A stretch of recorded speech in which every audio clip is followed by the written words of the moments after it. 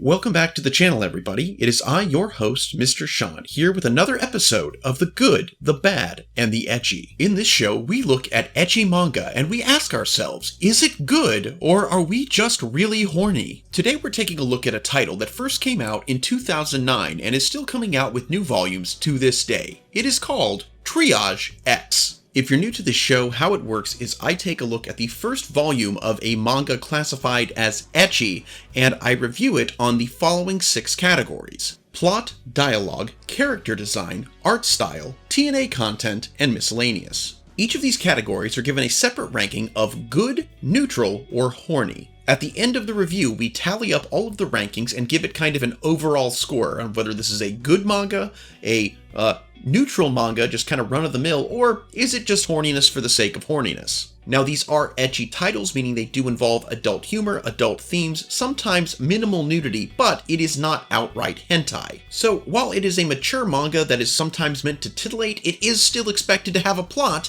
and we're going to hold it to that. Now that that's been explained, let's get on with the review. Now, all cards being on the table, I actually did not even know this manga existed until last Sunday, when I happened to come across Volume 1 at Half Price Books. Half Price Books is, of course, the large national chain used bookstore that has a little bit of everything. They are not a sponsor of the show, but I did actually used to work in one of their warehouses. Best job I've ever had. If it paid better, I'd still be there. Now, if you've been to Half Price Books before, you probably know that it is a great place to pick up manga and even collectibles for a great price. However, since all of their inventory, at least for the most part, is from people, selling their used books, they have what they have. So I was browsing the manga section, came across this book, picked it up, and just finished reading it last night, so I figured, hey, no time like the present, so let's get to reviewing. As always, we will be starting with the plot, and as always, we begin the plot by reading the book's back blurb. Mochizuki General Hospital boasts some of the most well-trained and well-endowed nurses in town. But though these ladies spend much of their day battling sickness, their after hours are spent fighting a very different sort of disease. Under the leadership of the hospital director, a handful of staff members and local teenagers form a group of mercenary assassins targeting the cancers of society and excising those individuals before their wickedness spreads. So yeah, right away this tells us a couple things. One, there's going to be tiggle bitties. Two, it's a manga that's going to be about nurses and teenagers, which is an odd team-up, becoming a band of assassins to fight the cancers of society. This is already a little confusing because if it just wanted to be TNA, why wouldn't they just have all of them be nurses? Why are they throwing teenagers into this one? Wow, somebody had a real thing for nurses. They're nice people. Okay, calm. They're helpers. It's not teenage nurses, it's nurses and then there's teenagers. Again, I think the thing that really throws me here is the inclusion of just random teenagers that have nothing to do with the hospital because, it's just kind of like, it's like, why? And there actually is a reason why, but we'll get to that in just a second, but you don't know that from the back blurb. So our story actually starts with, believe it or not, the first thing we see on the page is a rockin' pair of tits. No, I'm not getting into the TNA content just yet, but the opening of this story is literally a woman sitting on what appears to be, a beach, in a beach chair, in a bikini, sunbathing, and as it zooms out, you realize she is on a rooftop, on a comlink. Basically, she is more or less, I think she's like the spotter or the person relaying back to headquarters next to her partner, who is set up in a sniper's nest. They seem to be in communication with an ambulance that is currently driving down the road, and then basically all hell breaks loose. Out from the back of this ambulance pops a motorcycle carrying 2 heavily armed assassins that basically just drive into a mansion owned by some drug lord or criminal as the sniper begins providing cover fire. As this is going on, the sniper and the girl in the bikini start to pack up their stuff, and you find out that they now have to go in for an operation because, they're done being assassins, but now they have to be medical staff again. Meanwhile, back at the compound, what seems to be some kind of robo-nurse is opening heavy machine gun fire on the henchmen while the motorcycle continues on through the hallways. The driver of the motorcycle confronts who appears to be the big crime boss, telling him he has a cancer and that there is no salvation for him. But in a weird moment, he throws this guy a gun saying that he should, die with dignity and take himself out. The drug lord takes the gun, instead fires at the man, which the bullet ricochets, and then he is promptly assassinated by the mysterious driver. All while the girl that was also on the motorcycle says that the guy's an idiot for giving him that gun in the first place. After their assassination is complete, they exit the mansion on the bike and promptly blow it up. So we are just thrown right into the middle of this action, and, it's not until later in the story that we just figure out what exactly is going on. So all of these people, the teenagers, the hospital staff, everyone, all work for the sickly doctor who is the director who runs the hospital. This doctor has decided that simply treating the ills of the body is not enough, and that he wants to help treat the ills of society, and as such, he has assembled a team who will eradicate these cancers, so to speak. So how do we tell if this plot is good, neutral, or horny? Well, a lot of times I like to ask myself one question, is, would I read this if there were no boobs? Like, let's say they didn't have that establishing shot of the girl's rack. Would I still be interested in this narrative as I've just described it? And honestly, in this case, the answer is yes. An idea of a doctor deciding that the cancers of society are just as in need of removal as the cancers of the body, and therefore getting a team together as kind of it's almost very Charlie's Angels-esque, I guess, but it's, it's a clandestine organization. They are not in association with the police. In fact, sometimes they find themselves at odds with the police, but, just working to take out the trash and the cancers of society. Yeah, honestly, that's it's a pretty interesting concept. I'm definitely sure there's a lot of ways you could do this. You know what? I'll say that the plot, it gets good. We now move into the dialogue portion of this review. I will say that this dialogue is not in any way bad. It does, for the most part, feel natural. It seems conversational, and it definitely is not wooden, though it does edge sometimes on the melodramatic. That being said, it's not necessarily good either. Like, it's very middle of the road. Like, it just is. It does what it needs to do, but that alone is not enough to make it good. Without too much more to say on this, I think I just have to go ahead and give dialogue neutral. It's not bad, it's not good, it's there, it does what it needs to do, but it's not outstanding. Neutral. So now we move into character design. And the character design in this is very much, it very much feels like something that would have come out in 2009. Now, I am sure that in future volumes they probably expand on these characters a lot more, but it definitely feels like, with the large cast trying to give at least a couple of different people a bit of a spotlight, is that we don't really get to know a lot about anybody, except we get to know just a little bit about who appears to be the male protagonist of the series. Our male protagonist, Arashi Mikami, is a perfect early 2000s edge boy. He gets the most characterization of any one character in this volume, and it is in the most melodramatic, stereotypical edgelord way possible.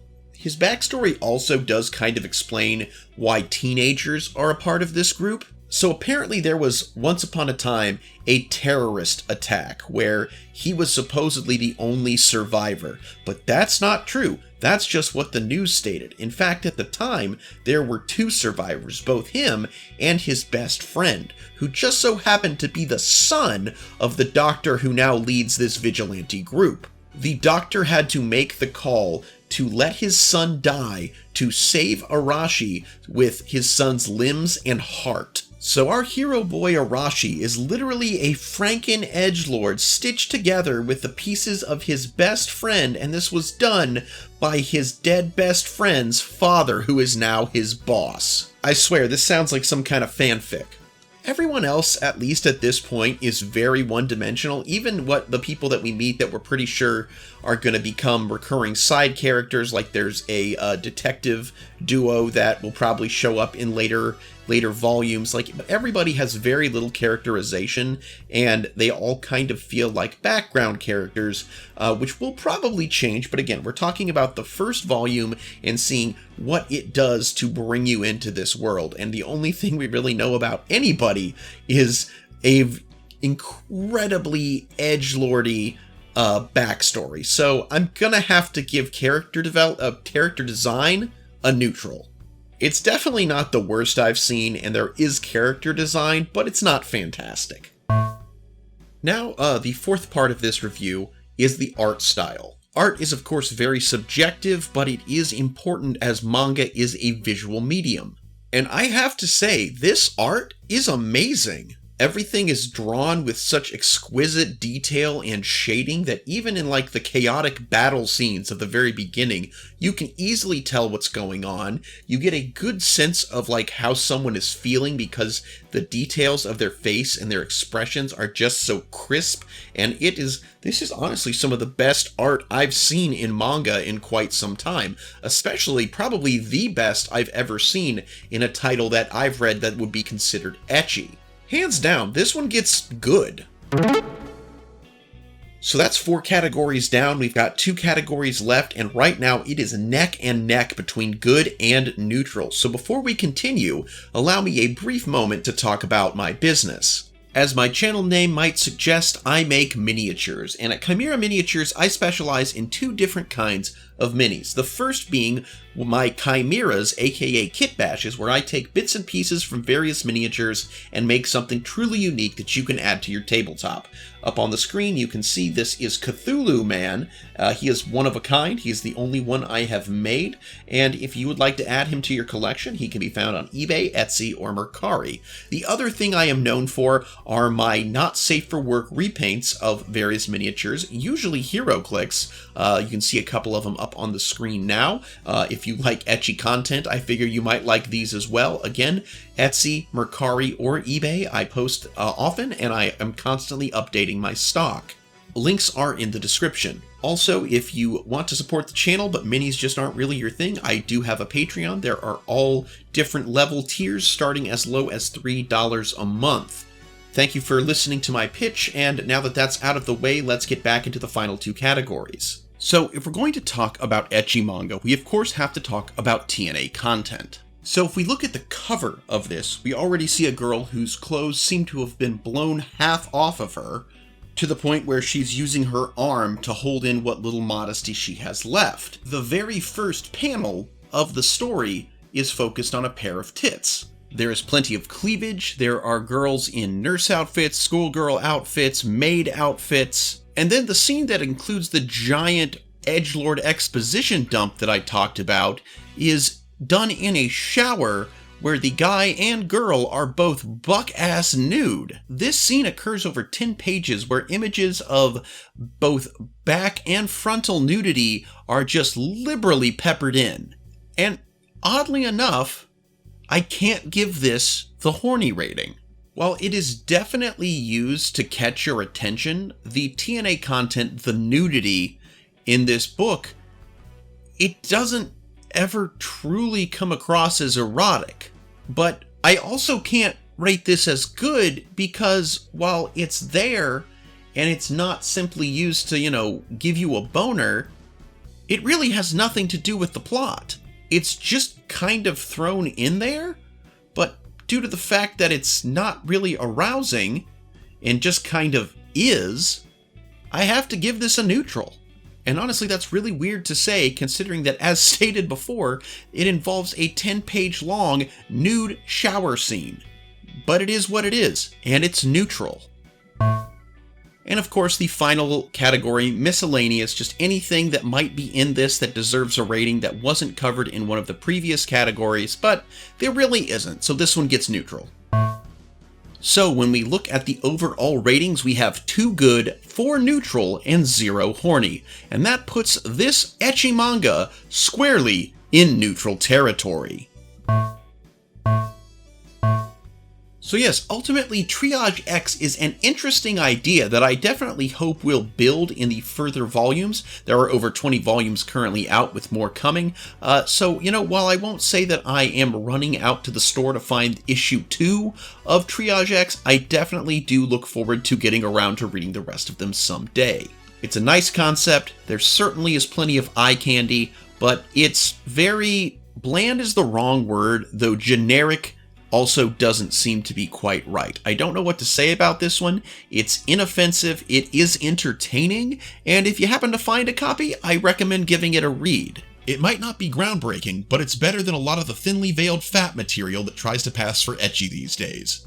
And that concludes my review of Triage X. If you have an ecchi manga you'd like to see me review, please leave it in the comments.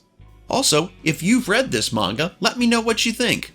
Until next time, I'm Mr. Sean, this is Chimera Miniatures. Thank you for joining me on The Good, the Bad, and the Ecchi, and until next time, I hope you alpha great day and an even beta tomorrow. Bye-bye!